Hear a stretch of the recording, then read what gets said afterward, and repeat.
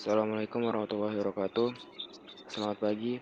Perkenalkan, kami dari kelompok 1 akan mempresentasikan tentang pelaksanaan demokrasi di Indonesia pada periode 1945 sampai 1949.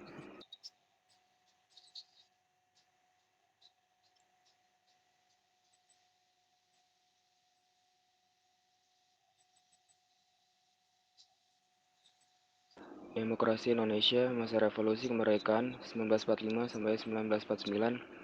Risalah Sidang Badan Penyelidik Usaha Persiapan Kemerdekaan Indonesia memperlihatkan besarnya komitmen para pendiri bangsa untuk mewujudkan demokrasi politik di Indonesia.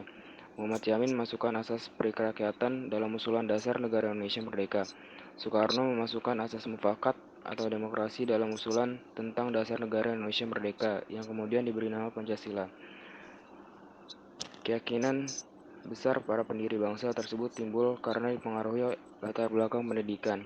Mereka percaya bahwa demokrasi bukan merupakan sesuatu yang hanya terbatas pada komitmen, tapi juga merupakan sesuatu yang perlu diwujudkan. Pada masa pemerintahan revolusi kemerdekaan ini, pelaksanaan demokrasi baru terbatas pada berfungsinya pers yang mendukung revolusi kemerdekaan, sedangkan elemen-elemen demokrasi yang lain belum sepenuhnya terwujud, karena situasi dan kondisi yang tidak memungkinkan. Kelebihan: menjalankan prinsip distribution of power. Distribution adalah pembagian kekuasaan yang artinya lembaga negara satu dan lembaga negara lain memiliki koordinasi dan hubungan. Seperti contoh, Indonesia adalah negara hukum yang di dalamnya ada lembaga eksekutif, legislatif, dan yudikatif. Muncul kehidupan atau sistem demokrasi multipartai. Sistem multipartai ini adalah sebuah sistem yang terdiri atas berbagai partai politik yang berlaga dalam pemilihan umum dan semuanya memiliki hak untuk memegang kendali atas tugas pemerintah, baik secara terpisah atau dalam koalisi.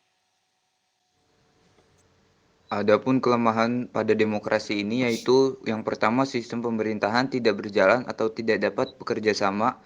Yang kedua, pelaksanaan sistem pemerintahan tidak dapat dilaksanakan masa revolusi atau kegentingan. Yang ketiga, belum terbentuk alat-alat kelengkapan negara. Tokoh sentral Muhammad Yamin. Profesor Mr. Muhammad Yamin SH lahir di Sumatera Barat, tepatnya di daerah Talawi, Sawah Lunto, pada tanggal 24 Agustus 1903.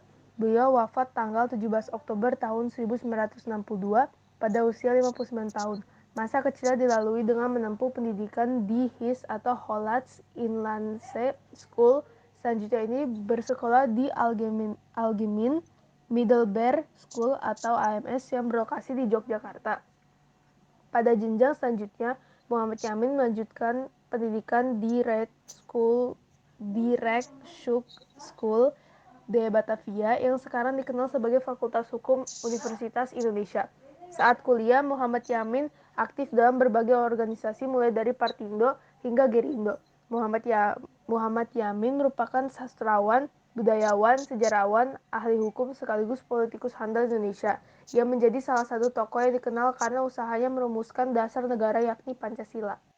Insinyur Soekarno lahir di Blitar, Jawa Timur 6 Juni 1901. Beliau meninggal di Jakarta 21 Juni 1970 pada umur 69 tahun. Beliau adalah Presiden Indonesia pertama yang menjabat pada periode 1945 sampai 1966. Ia memainkan peranan penting untuk memerdekakan bangsa Indonesia dari penjajahan Belanda. Ia adalah penggali Pancasila. Ia adalah proklamator kemerdekaan Indonesia bersama dengan Muhammad Hatta yang terjadi pada tanggal 17 Agustus 1945. Soekarno menandatangani surat perintah 19 Maret 1966 Super Semar yang kontroversial yang isinya berdasarkan versi yang dikeluarkan Markas Besar Angkatan Darat menugaskan Letnan Jenderal Soeharto untuk mengamankan dan menjaga keamanan negara dan institut kepresidenan. Super Semar menjadi dasar Letnan Jenderal Soeharto untuk membubarkan Partai Komunis Indonesia atau PKI yang mengganti anggota-anggotanya yang duduk di parlemen. Setelah pertanggungjawabannya ditolak Majelis Permusyawaratan Rakyat Sementara atau MPRS pada sidang umum keempat tahun 1967, Presiden Soekarno diberhentikan dari jabatannya sebagai Presiden pada sidang istimewa MPRS di tahun yang sama dan mengangkat Soeharto sebagai penjabat Presiden Republik Indonesia. Muhammad Hatta. Dr. Haji Muhammad Hatta lahir di Bukit Tinggi 12 Agustus 1902. Pria yang akrab disapa dengan sebutan Bung Hatta ini merupakan pejuang kemerdekaan RI yang kerap disandingkan dengan Soekarno. Tak hanya sebagai pejuang kemerdekaan, Bung Hatta juga dikenal sebagai seorang organisatoris, aktivis partai politik, negarawan proklamator, pelopor koperasi, dan seorang wakil presiden pertama di Indonesia. Kiprahnya di bidang politik dimulai saat ia terpilih menjadi Bendahara Jong Sumatera Nen Bon, wilayah Padang, pada tahun 1916. Pengetahuan politiknya berkembang dengan cepat saat Hatta sering menghadiri berbagai ceramah dan pertemuan-pertemuan politik. Secara berkelanjutan, Hatta melanjutkan kiprahnya terjun di dunia politik. Sampai pada tahun 1921, Hatta menetap di Rotterdam, Belanda, dan bergabung dengan sebuah perkumpulan pelajar tanah air yang ada di Belanda, Indische Vereniging.